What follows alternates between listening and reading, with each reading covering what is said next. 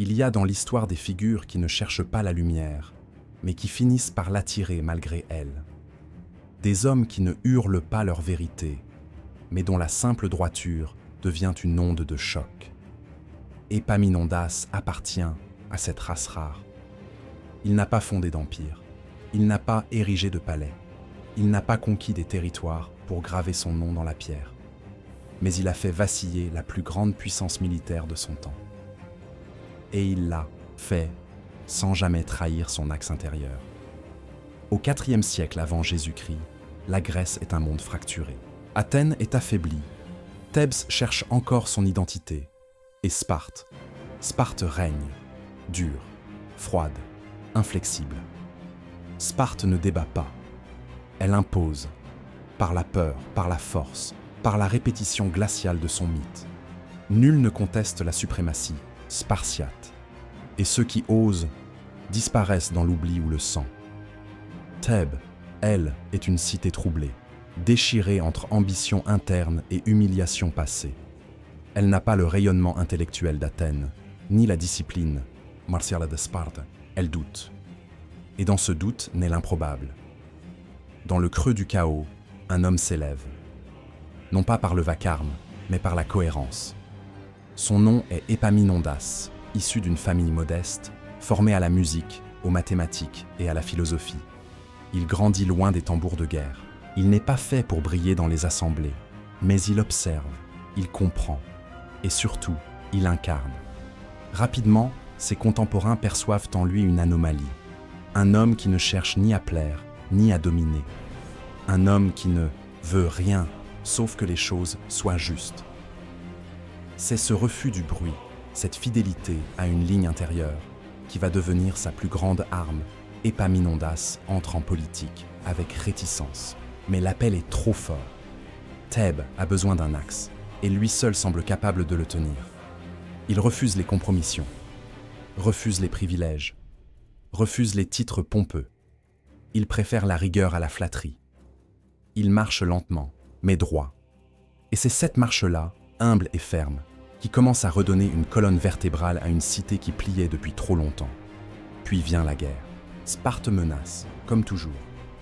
Mais cette fois, Thèbes ne fléchit pas. Épaminondas sait que la victoire ne passera pas par la surenchère de violence. Il prépare ses hommes autrement. Il parle de géométrie, d'angle, de profondeur. Il réinvente la phalange, concentre ses troupes sur le flanc gauche, là où Sparte s'y attend le moins. Il ne copie pas Sparte, il la redéfinit.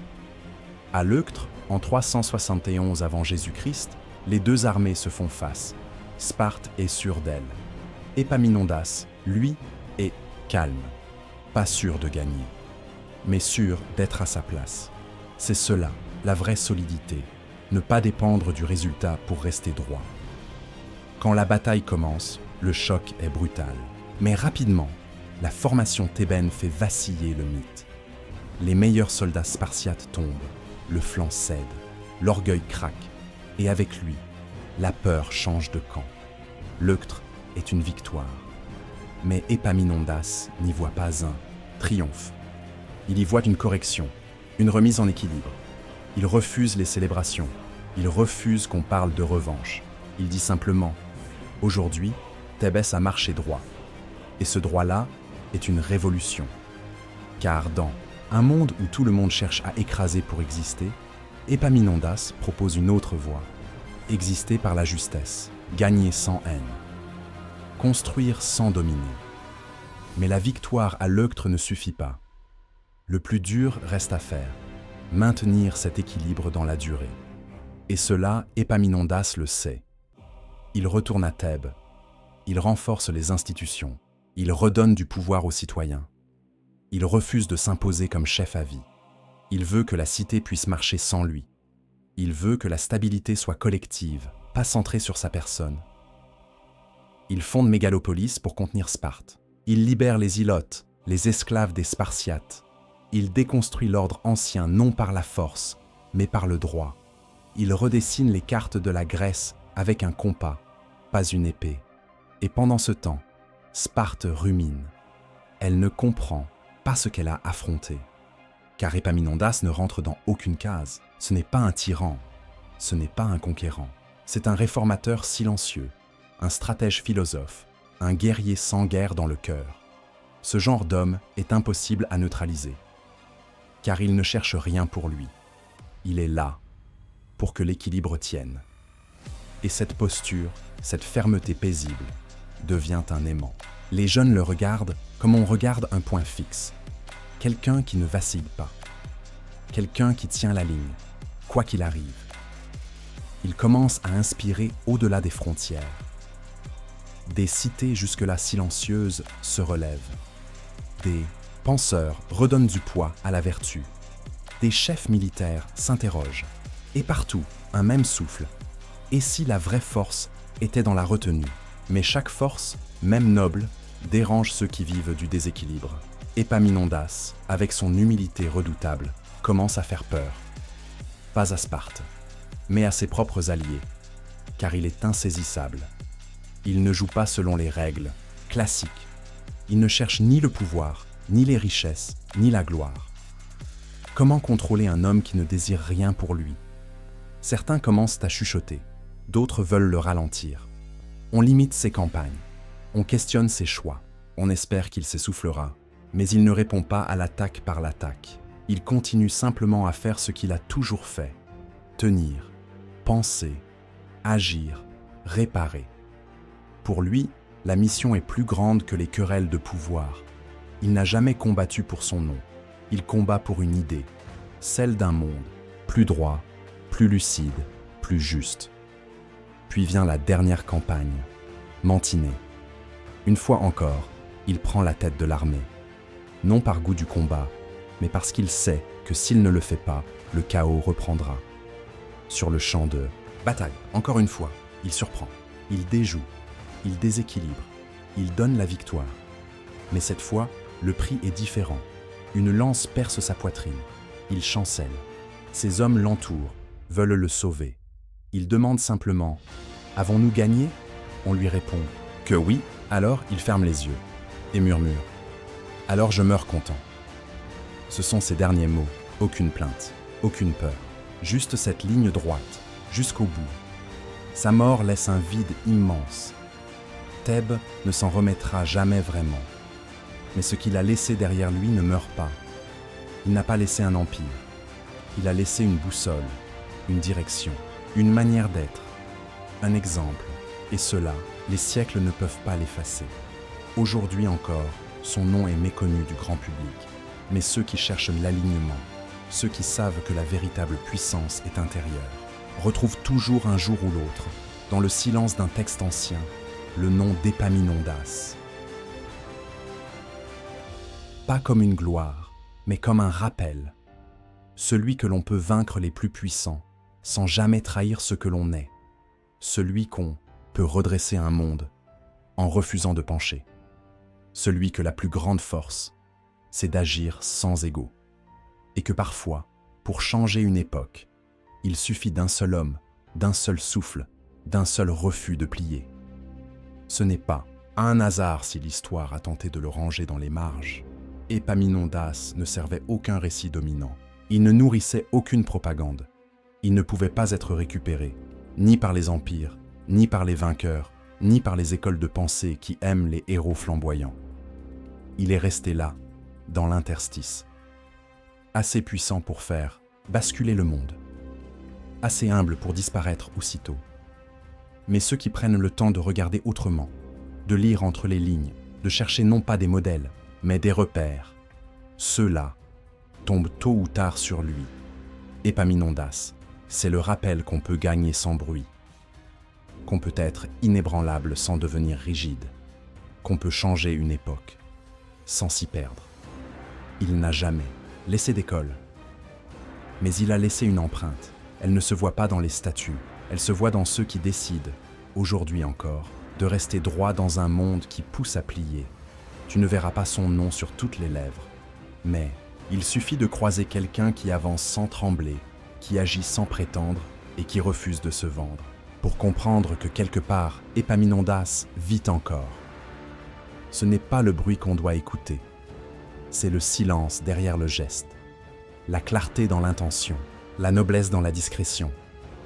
Épaminondas ne voulait pas qu'on le suive. Il voulait que chacun trouve sa propre colonne vertébrale.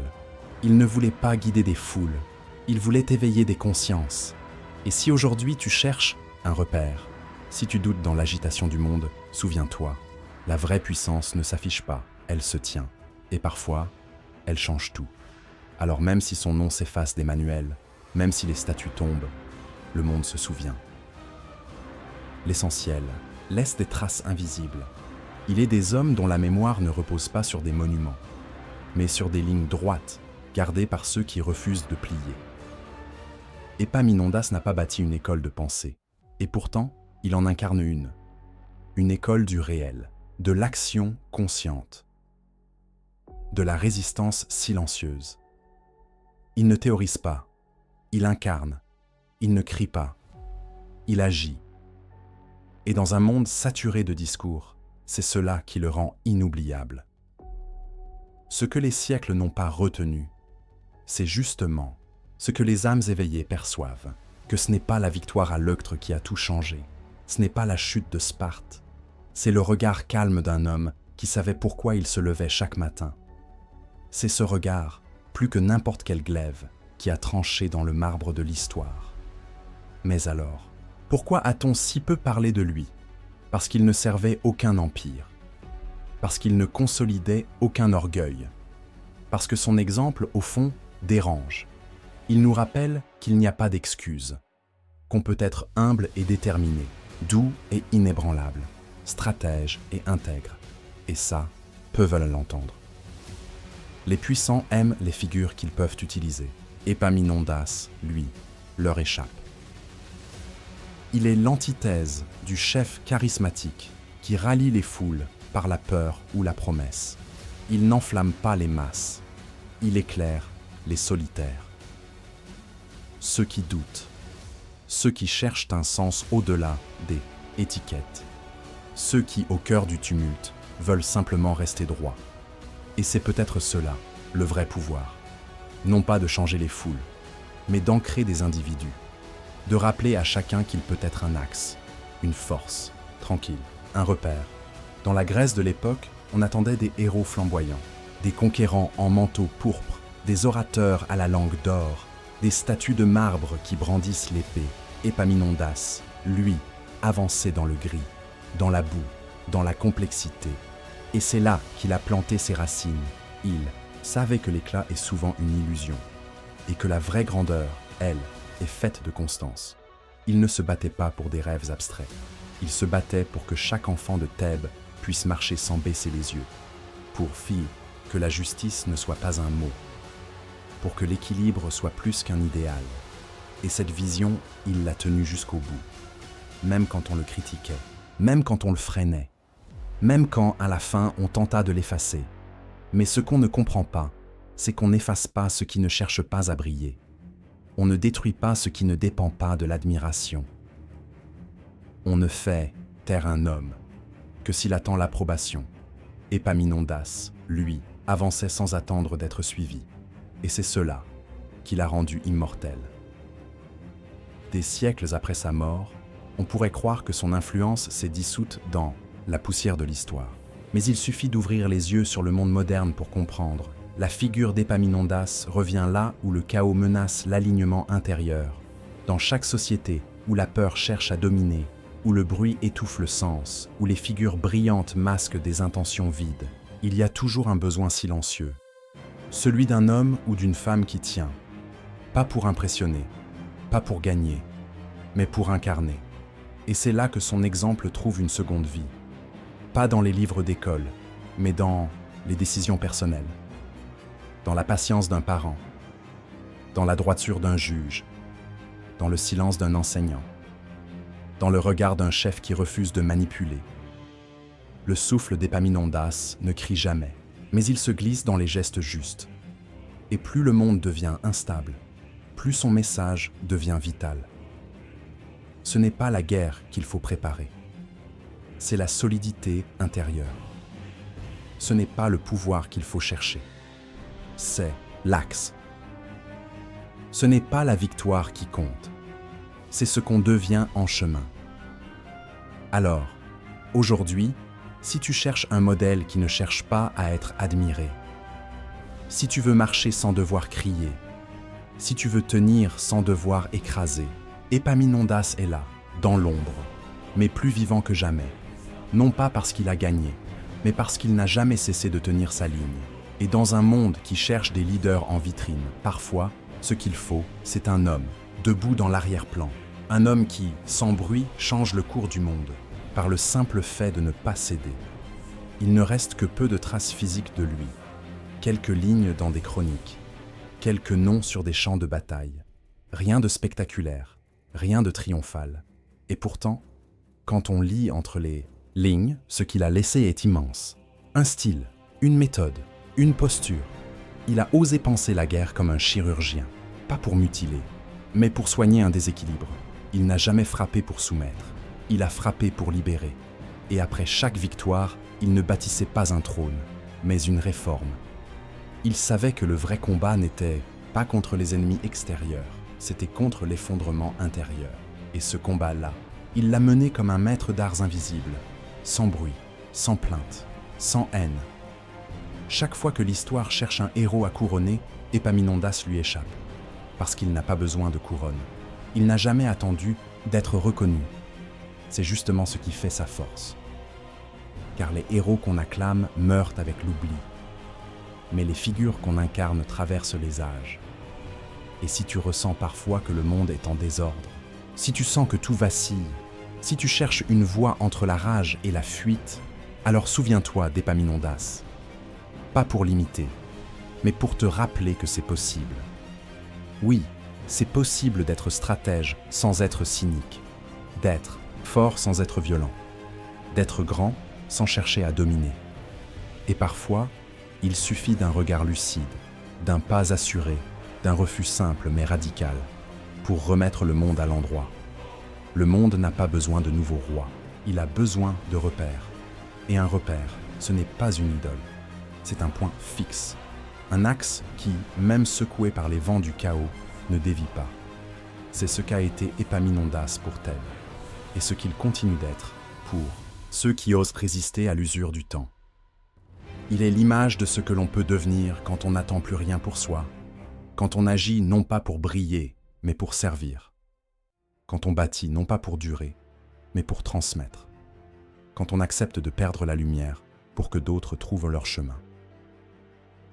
Et si la Grèce a oublié son nom, l'humanité, elle s'en souviendra chaque fois qu'un être humain choisira l'intégrité au lieu de la facilité, chaque fois qu'un jeune refusera de trahir sa conscience pour obtenir des likes, chaque fois qu'un leader préférera l'éthique au buzz, chaque fois qu'un homme ou une femme dira non sans hausser la voix, c'est son souffle qu'on entendra. Pas comme une légende, mais comme un écho de force tranquille. Un rappel que l'on peut traverser la tempête sans hurler et que l'on peut transformer le monde, simplement en refusant de se courber. Alors, maintenant, si tu t'interroges sur ce qu'il faut faire dans un monde qui te pousse à l'excès, à la colère, au renoncement ou à la rage, souviens-toi d'Épaminondas et demande-toi une seule chose. Quelle ligne suis-je prêt à tenir, même si personne ne la voit, même si tout semble s'y opposer, même si je dois être seul à la garder? Parce que parfois, ce n'est pas l'ampleur de la force qui change une époque, c'est la profondeur du calme. Et dans ce calme, Épaminondas veille encore. Il y aura toujours des empires, des dominations, des cris. Mais il y aura aussi, toujours, ces êtres rares, silencieux, immobiles, solides. Ils ne chercheront pas à être vus. Ils n'écriront pas leur nom en haut des affiches. Mais, quand l'heure viendra, quand les fondations trembleront, ce sont eux qu'on regardera. Pas parce qu'ils brillent, mais parce qu'ils tiennent. Épaminondas n'est pas une page d'histoire. Il est une clé.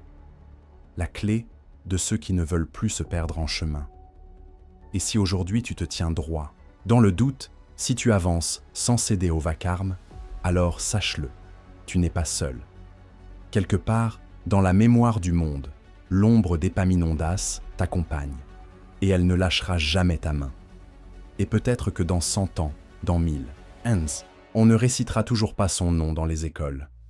Mais il y aura toujours un jeune homme qui tiendra tête sans violence. Une femme qui refusera de mentir pour plaire. Un ancien qui transmettra sans chercher la reconnaissance. Un inconnu qui restera debout quand tout pousse à s'agenouiller. Et dans leurs gestes, dans leur silence, dans leur calme, ce sera lui qu'on entendra. Pas pour lui rendre gloire, mais pour continuer ce qu'il a commencé. Un monde où l'intégrité n'est pas une option. Un monde où la grandeur se mesure au respect de soi. Un monde où la puissance ne détruit pas, elle éclaire. Et ce monde-là, bro, commence à chaque fois qu'un être humain dit « je tiendrai », peu importe ce que ça coûte. Alors tiens, pas pour prouver, pas pour gagner, mais pour que quelque chose reste droit, même quand tout penche. Parce que c'est ça le vrai héritage d'Épaminondas. Et si un jour tu doutes, si un jour tu vacilles, relis cette histoire. Pas pour y trouver des réponses, mais pour y retrouver ta direction. Car tant qu'il existera un seul être humain prêt à agir avec justesse, alors le monde n'aura pas encore totalement perdu. Et cette flamme, si tu la portes, tu fais plus qu'honorer son nom. Tu prolonges sa lignée. Alors, marche, droit, simplement. Et même si personne ne regarde, même si personne n'applaudit, sache qu'au fond de l'histoire, Épaminondas te regarde, et dans ton silence, il respire encore. Et ce souffle, il ne s'éteindra jamais.